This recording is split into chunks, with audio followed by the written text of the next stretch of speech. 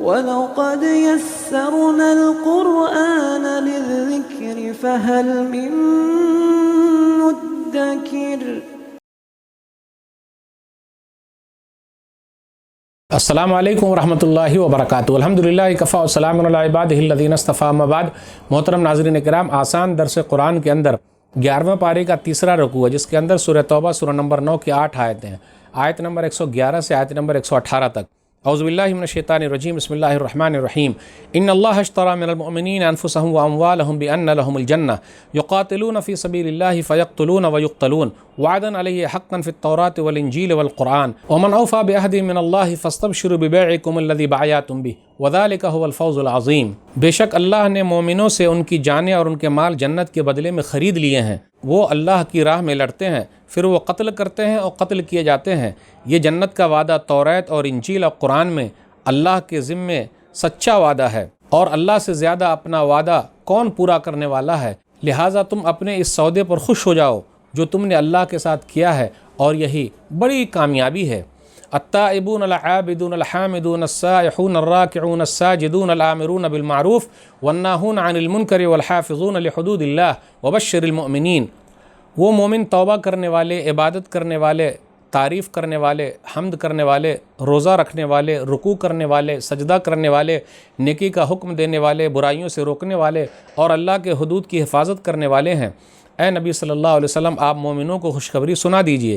ما کان للنبی والذین آمنوا ان یستغفروا للمشرکین ولو کانوا اولی قربی من بعد ما تبین لهم انہم اصحاب الجحیم۔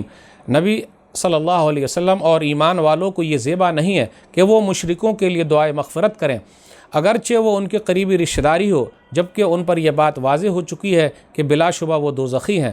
وما کان استغفار ابراہیم لابیہ الا موعدۃ وعدہا ایاہ فلما تبین لہ انہ عدو للہ تبرأ منہ ان ابراہیم لأواہ حلیم۔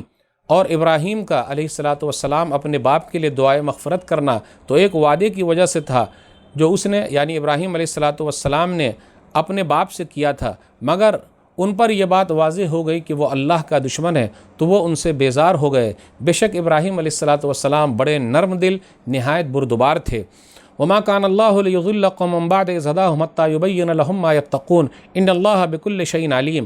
اور اللہ ایسا نہیں ہے کہ کسی قوم کو ہدایت دینے کے بعد پھر گمراہی میں مبتلا کر دے، جب تک کہ ان کے سامنے وہ چیزیں واضح نہ کرے جن سے انہیں بچنا ہے۔ بے شک اللہ ہر چیز کو خوب جاننے والا ہے۔ ان اللہ لہ ملک السماوات والارض یحیی ویمیت وما لکم من دون اللہ من ولی ولا نصیر۔ بے شک اللہ ہی کے لیے آسمانوں اور زمین کی بادشاہی ہے، وہی زندگی بخشتا ہے، وہی موت دیتا ہے، اور اللہ کے سوا تمہارا کوئی دوست اور مددگار نہیں۔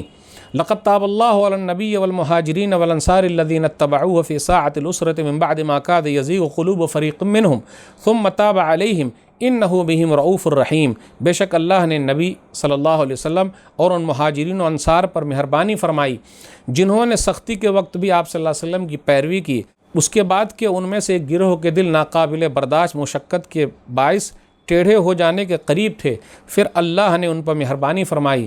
بے شک وہ ان پر نہایت شفقت کرنے والا بڑا مہربان ہے۔ وعلی الثلاثة الذین خلفوا حتی اذا ضاقت علیہم الارض بما رحبت وضاقت علیہم انفسهم وظنوا ان لا ملجا من اللہ الا الیہ ثم تاب علیہم لیتوبوا ان اللہ هو التواب الرحیم۔ اور ان تینوں پر بھی مہربانی فرمائی جو حکم الہی کے انتظار میں چھوڑ دیے گئے تھے، یہاں تک کہ زمین فراخی کے باوجود ان پر تنگ ہو گئی، اور ان کی اپنی جانیں بھی ان پر تنگ ہو گئیں، اور انہوں نے گمان کر لیا کہ اللہ سے بچنے کے لیے خود اس کے سوا کوئی جائے پناہ نہیں۔ بے شک اللہ نے ان پر مہربانی فرمائی تاکہ وہ توبہ کریں۔ بے شک اللہ ہی بہت زیادہ توبہ قبول کرنے والا نہایت مہربان ہے۔ ناظرین کرام، آسان درس قرآن کے اندر 11ویں پارے کا تیسرا رکوع ہے، جس کے اندر سورہ توبہ سورہ نمبر 9 کی 8 آیتیں ہیں، آیت نمبر 111 سے آیت نمبر 118 تک۔ اب آئیے غور کرتے ہوئے چلے، آیت نمبر 111 میں ہے اللہ نے جنت کے بدلے مومنوں کے جان و مال کو خرید لیا ہے۔ اب دیکھ لیجئے، جان بھی اللہ کا، مال بھی اللہ کا، اس لیے یہ جملہ کہنا میرا جسم میری مرضی نہیں چلے گا بھائی، نہ میرا جسم ہے نہ میری مرضی چلے گی، جسم بھی اللہ کا، مرضی بھی اللہ کی، کیونکہ اللہ ہی نے یہ جسم دیا ہے، اس لیے جسم کو مارنے کا بھی اختیار کسی کو نہیں ہے، اور جسم کو ادھر ادھر استعمال کرنے کا بھی اختیار کسی کو نہیں ہے۔ اللہ کا مال ہے اور اللہ ہی کی جان ہے، اللہ ہی نے جان دیا، اللہ ہی نے مال دیا ہے، یعنی مال بھی اللہ کا، جان بھی اللہ ہی کی طرف سے دیا ہوا ہے، لیکن اللہ تعالیٰ نے خرید لیا۔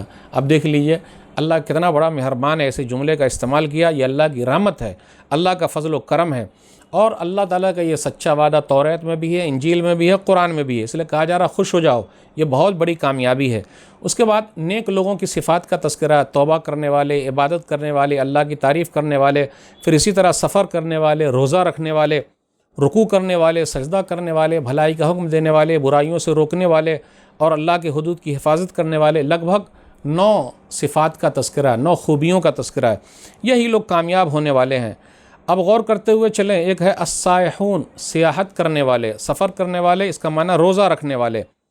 اب غور کرتے ہوئے چلیں، اللہ کی عبادت کے لیے پہاڑوں میں چلے جانا، غاروں میں چلے جانا، سنسان بیابان جگہ پہ چلے جانا، ڈھیرے ڈال دینا، اسلام نے اس سے منع کیا، یہ رہبانیت ہے، اس لیے اس سے بچنا ضروری ہے۔ سورہ حدیث سورہ نمبر 57 آیت نمبر 27، وَرَهْبَانِيَّةً ابْتَدَعُوهَا مَا كَتَبْنَا عَلَيْهِمْ إِلَّا ابْتِغَاءَ رِضْوَانِ اللَّهِ فَمَا رَأَوْهَا حَقَّ رِعَایَتِهَا، لوگوں نے گڑھ لیا ہے، اس لیے جنگل میں جانا، بیابان میں جانا، یہ دین اسلام نہیں ہے۔ سماج میں رہنا، گھر کے اندر رہنا، مسجد میں رہنا، لوگوں کے ساتھ رہنا، یہی اصلی اسلام ہے، اسی پر عمل کرنا اسلام ہے۔ اب آئیے غور کرتے ہوئے چلیں، ہاں ایمان کو بچانے کے لیے آدمی پہاڑوں میں جا کے رہ سکتا ہے۔ حدیث کے اندر آیا، صحیح بخاری کتاب الایمان کتاب نمبر 2 حدیث نمبر 19، یوشک ان یکون خیر مال المسلم غنم یتبع به شعف الجبال ومواقع القطر یفر بدینہ من الفتن، ایک وقت ایسا آئے گا کہ مسلمان کے لیے بہترین مال اس کی بکری ہوگی، وہ پہاڑوں کے کھو میں چلا جائے گا اپنے دین کو بچانے کے لیے۔ تو اگر ایسی ضرورت آئے گی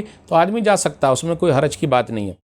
اب آئیے غور کرتے ہوئے چلیں آیت نمبر 113 میں کہ نبی صلی اللہ علیہ وسلم کے لیے اور مومن کے لیے مناسب ہے ہی نہیں کہ وہ مشرکوں کے لیے دعا کریں۔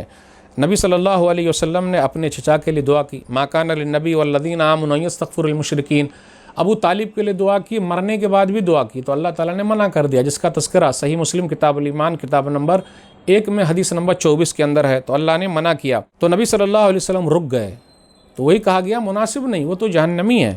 پھر اس کے بعد یہ کہا جا رہا ہے آیت نمبر 116 میں، وَمَا لَكُم مِّن دُونِ اللَّهِ مِن وَلِيٍّ وَلَا نَصِيرٍ، اور اللہ کے علاوہ کوئی بھی ولی مددگار نہیں ہے، اللہ ہی کارساز ہے، وہی یار ہے، وہی مددگار ہے، اللہ کے علاوہ نہ کوئی ولی ہے نہ کوئی مددگار ہے۔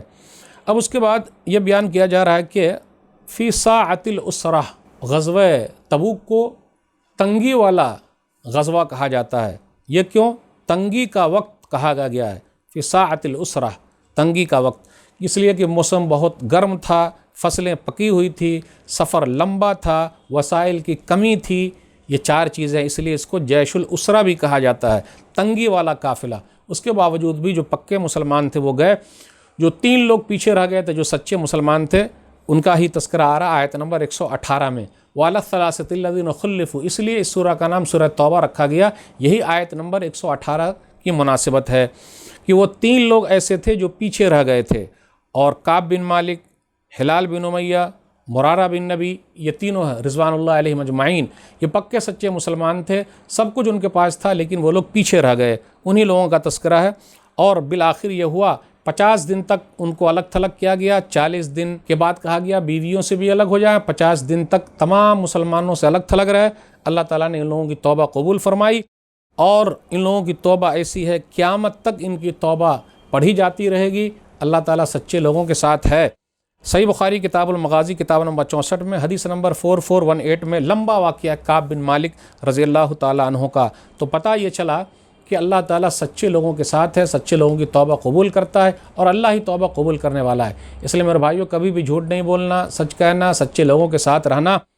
تو یہ چند باتیں آج کے درس میں آئی۔ اللہ سے دعا ہے کہ اللہ تعالیٰ ہم لوگ قرآن کریم کو پڑھنے، سمجھنے، عمل کرنے اور لوگوں تک پہنچانے کی توفیق دے، آمین۔ والسلام علیکم ورحمۃ اللہ وبرکاتہ۔ اور مزید ویڈیوز کو دیکھنے کے لیے آپ ہمارے YouTube چینل کو سبسکرائب کریں۔ فجزاکم اللہ خیرا۔